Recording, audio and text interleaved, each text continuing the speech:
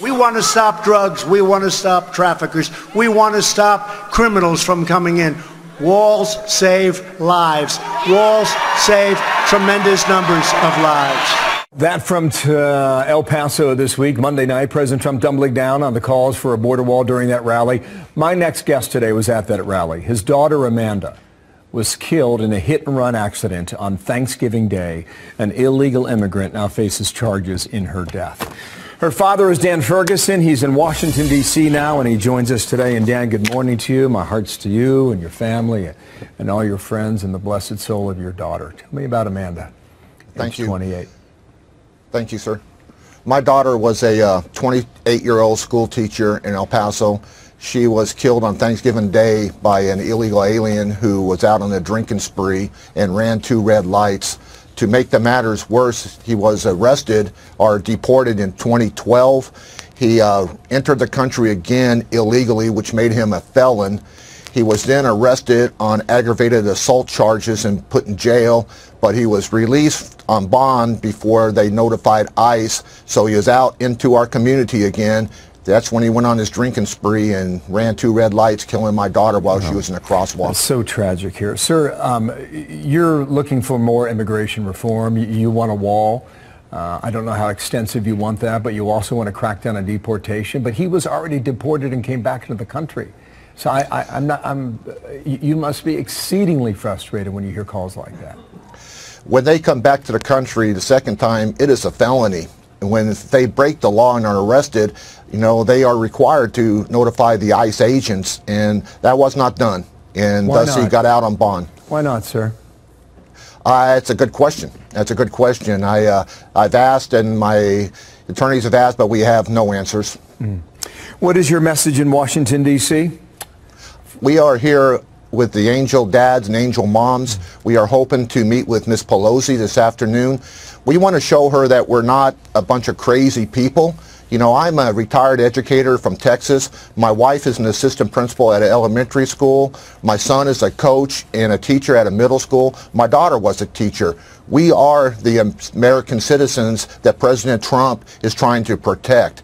You know, I lived in El Paso for 45 years. I've seen the results before the wall and after the wall. When I was in school in El Paso, there were gangs rampant throughout our city. When I did my student teaching at an elementary school, I used to watch Border Patrol agents chase down illegal aliens and tackle them in the playground of our school. That was before the wall. After the wall, all these incidents had stopped. It's been almost 3 months, and I'm certain that you replay these moments back in your mind every day and always will. Do you think immigration reform, as you define it, would have your daughter still with you today? Yes, I do. I think I'm a firm believer. I'm a firm believer if you know, they would have notified ICE and they would have picked this guy up after his assault on his neighbor. You know, he knocked his neighbor's front teeth out. If they would have notified ICE on this aggravated assault, ICE would have had a detainer on this guy. He would not have been out working at a bar illegally and been able to go on drinking binges and run over my daughter and kill her. You know, they didn't even let me see my daughter's body. She was so badly hit. Her legs were broken in 8 different places. She had 5 skull fractures. She had 10 broken ribs. Her lung was punctured. You know, she died instantly. You know, and this is why, you know, sanctuary cities and things like that, where they release these people back into the community, it doesn't need to happen. These people are killing our children. I can hear it in your voice, sir. Thank you for sharing your story and how tough it is. And good luck in Washington with Speaker Pelosi and the President. House Speaker Nancy Pelosi tonight urging House lawmakers to join her effort to shut down the president's national emergency declaration. She's expected to get the measure to a vote tomorrow. So let's bring in California Republican Devin Nunes, ranking member of the House Intel Committee, for his take. Great to have you with us tonight, sir. What do you make of this vote tomorrow? I don't think I make much of it. This is just more politics. It's going to be interesting to see if the Democrats actually put the votes on the board. I have a funny feeling that they won't get all of the Democrats to vote for it. There'll be a lot who actually do want border security in this country, and you'll get virtually no Republicans. All right, I want to play a little something from Congressman Gregory Meeks, one of your Democratic colleagues. He says that Democrats have to rein in the president because he's gone completely out of control. Here's what he says. the American people understand that we have a president that is continually trying to divert from around the Constitution, and, you know, as his friends Kim Jong-un and Vladimir Putin, that he wants to be, he does not want to follow democracy. Congressman, your response? Well, if you go back in time, the facts are that the Obama administration was the one that were very close to Putin. If you remember back during the election, Mitt Romney, the Republican nominee, was talking about Russia being a big problem. Obama actually said publicly that the 1980s called and wanted their foreign policy back. So, I mean, look, it's normally whatever they accuse you of doing. This is actually, you know, they're the ones that actually supported Putin, not the Republicans. And obviously this week, there have been a lot of headlines with your name woven in as former and fired FBI official Andrew McCabe is out supporting a new book and trying to sell it. I want to read a little bit of what he said in his book and give you a chance to explain. He talks about having a meeting with the so-called Gang of Eight, which would have included you at the time, to tell lawmakers about the plan to, or that they had opened this counterintelligence investigation related to the president. He says Nunes was suspected of having surreptitiously been given intelligence by presidential aides during a nighttime rendezvous at the House, information that was then publicized. He talked about he and Rod Rosenstein having a conversation about the fact that you were in the meeting. He says Rod Rosenstein came over and talked to you, came back to him, and then said he's not leaving. What can you tell us about that meeting? I know it's classified, but what's your response? Well, that's the first thing I would say, is that any conversations that happened in that meeting are classified. And so if those conversations did occur, then the Department of Justice should bring charges against Mr. McCabe. I would also add that McCabe is a guy who's been a proven liar over time. There's no question that what he has in the book is total fake news. It's been disproven time and time again. So not only does he have a book that's actually libeling me and slandering me, it's actually a book that's not even true. And so, you know, you take stuff from fake news, you know, this whole idea that I had went to the White House to do something in the middle of the night. It was bogus all the time. The mainstream media can say it as many times as they want, but the fact of the matter is it never happened. So we're going to continue to fight this out in the public. We'll continue to get the truth out.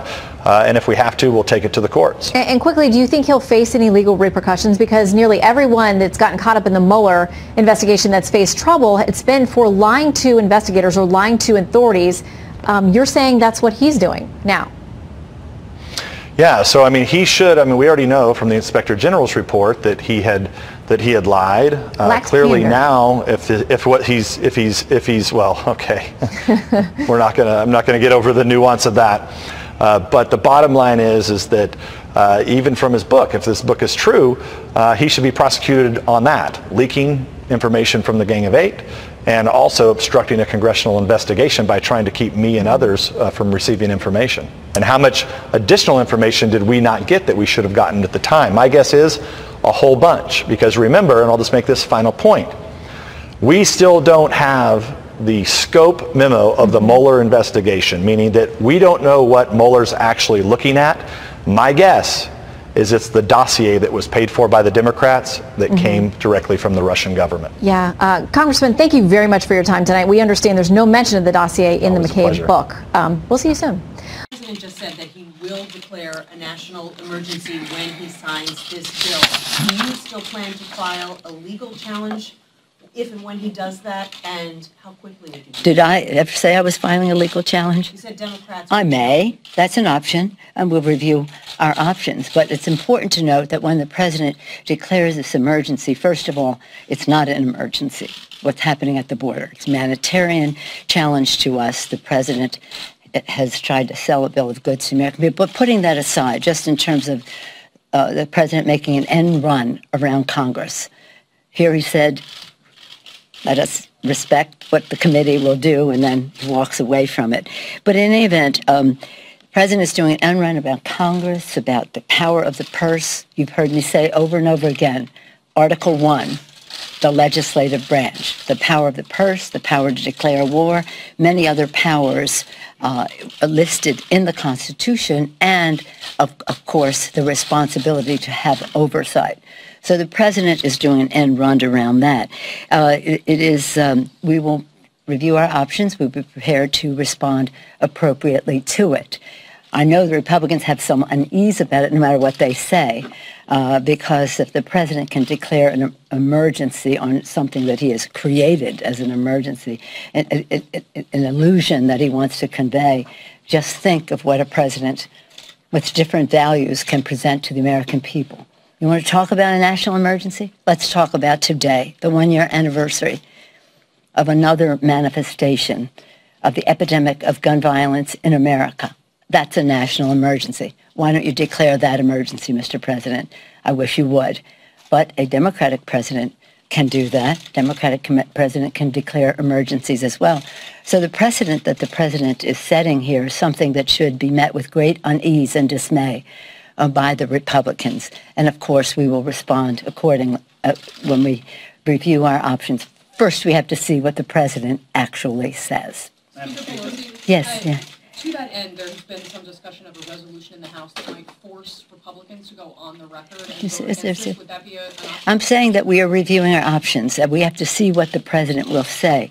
This, I don't believe that there's any good faith negotiations to have with the Republicans in Congress if they're going to support the president doing an end run about what the will of the people, the Congress of the United States, has put forth. So we will review our options, and I'm not prepared to give any preference to any one of them right now. Yes, sir. Yes, sir. On the news of the past couple of moments that the president told the Senate Majority Leader that he would sign the bill, you must be pleased with that.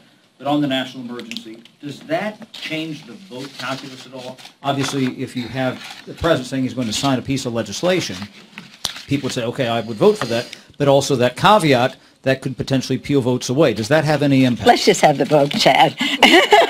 That's very interesting, but let's just have the vote. That changes the support one way or the other. Well, it may, I don't know, it's probably had more of an influence in the United States Senate. We have the votes in the House. But it is interesting to see how the president has said to the Republican leadership in the Senate, Senator Shelby, a senior appropriator, the chairman of the Appropriations Committee there, respected leader in the United States Senate. I don't have confidence in what you did, even though the president failed to convince the American people and their representatives in Congress of his position. But let's just see what the votes are. Who knows what the calculus is on the other side? I don't... Doesn't affect your side of the aisle, though. No.